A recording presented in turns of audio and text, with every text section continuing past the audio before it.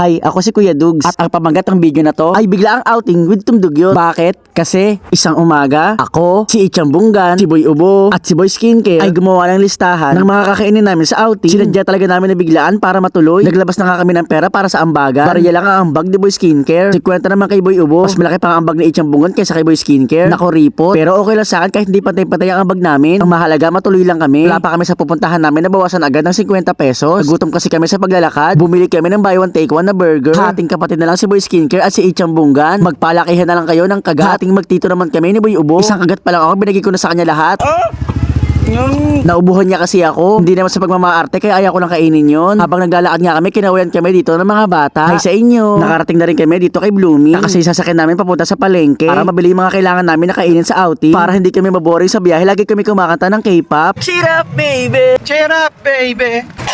Mga ilang minuto lang nandito na kami sa palengke ng Kabuyaw. Isang buong manok para sa adobo, check. 10 pieces na fried chicken, check. Tasty tinapay, check. Palaman para sa tinapay, check. Mga chichirya, check. 2 soft drinks, check. 2 kilong bigas, check. Paper plate, check. Kutsara, check. Tinidor, check. Plastic cups, check. Mangga, no check. Ang mahal kasi. Alamang, check. Bumuli pa rin kami kahit walang mangga kasi nasa listahan. Crispy fry, ketchup, toyo, oyster sauce, check. 2 bawang pero 3 nakalagay dito, check. Bucket list, check. Kaya pala namin mamili basta may listahan. So proud of ourselves. Pagkatapos namin mamili, umuwi na kami. Thank you din kay Boy Machonuri kasi sinamahan mo kami sa pamimili. Pag uwi ko nga sa bahay, 1,722 ang napamili namin lahat. Para ako na lang talaga lahat ang gumastos. Pero okay lang, para sa amin din naman to. Alas 7 na nga ng gabi at madaling araw ang alis namin. Kaya nag-ayos na ako ng mga gamit ko. Pagkatapos nun ay natulog na ako. Madaling araw pagising ko, naghilamos at nagsipilyo na lang ako. Sakto alas 4 kasi aalis na kami. Baka kasi tanghalian kami sa biyahe ko, kumaga kami aalis. Tricycle nga lang pala ang sasakyan namin. Mahigit 4 hours ang biyahe papunta sa may Jayjay. Pero hindi pa kami nakakarating, bumaba na kami. Sinibihan kasi kami ng mga tao doon. Baka daw hindi kayanin ng tricycle namin. Total malapit na naman kami doon kaya nag-arkela pa kami na isang tricycle. Dito pala ako sumakay sa likod at sa loob naman si Boy Skincare at si Ichang Bunggan. Habang nasa biyahe kami, ang bait nga nung nasakyan namin tricycle, pinatigil muna kami dito sa I Love My Jayjay para makapagpa-picture, yaj lam. Kaya pala kailangan umirkela pa na isang tricycle kasi puro paakit ang daan dito. Sana kayanin ang tricycle namin. At sa wakas nakarating na kami dito sa Taytay Falls. Pagbaba namin, nagbayad kami ng 50 pesos para sa entrance. Pagkatapos sa mahabang biyahe, mahabang lakaran naman ang gagawin namin. Ito palang hagna na to ay lagusan papunta sa Encantadia. Hinahanap ko nga kung nasaan yung portal. Tarot! Grabe, sobrang lamig ng mga hangin dito. Habang naglalakad kami, nakakita kami ng bulating sobrang daming paa. Kaya nagtataka kami kung ano yan. First time lang namin nakakita niya, siguro galing pa yan ng Amerika. Pakiramdam namin malapit na kami sa falls kasi meron na ditong kanal, sobrang linis. Hindi na ako nakatiis kaya lumusong na ako. Lumahan na nga rin ako dito ni Ichang Bunggan. Niyayaya nga namin si Boy Skincare at si Boy Ubo kaso ayaw nila. Sobrang ganda kasi ng tubig dito at sobrang linaw pa. Nagpatuloy na nga kami ng paglalakad para makapunta sa falls. Na-realize ko na sobrang hirap pala maging matangkad. Muntik na ako mauntog. Sabi sa amin ng mga nagbabantay dito, pwede nga daw uminom ng tubig dito. Sakto, pagod na sobrang layo na nilakad namin. Kaya naman uhaw na kami at ang sarap, lasang juice yung tubig. Sobrang lamig pa. Sabi nga namin kay Boy Ubo, huwag na uminom ng tubig kasi malamig. Kaso ayaw magpawat, ayan, unubo na naman tuloy siya.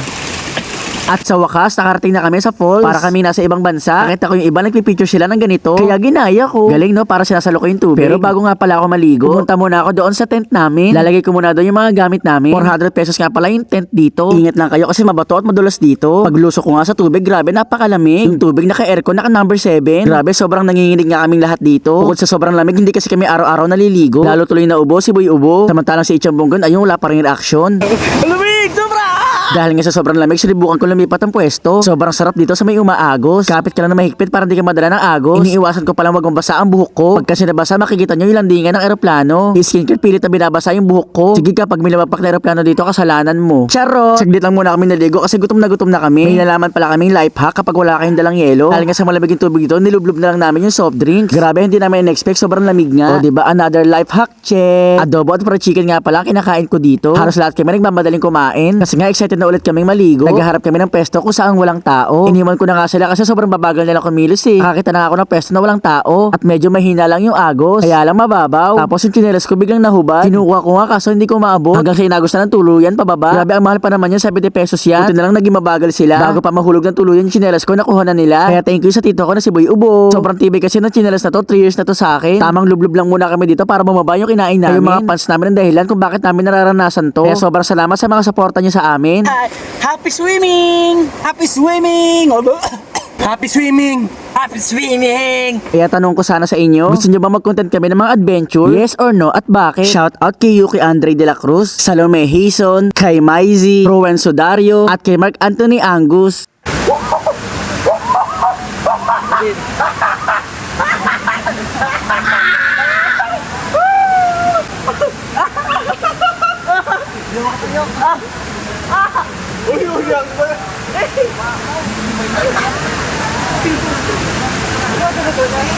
So yun lang. Thanks for watching. Bye-bye!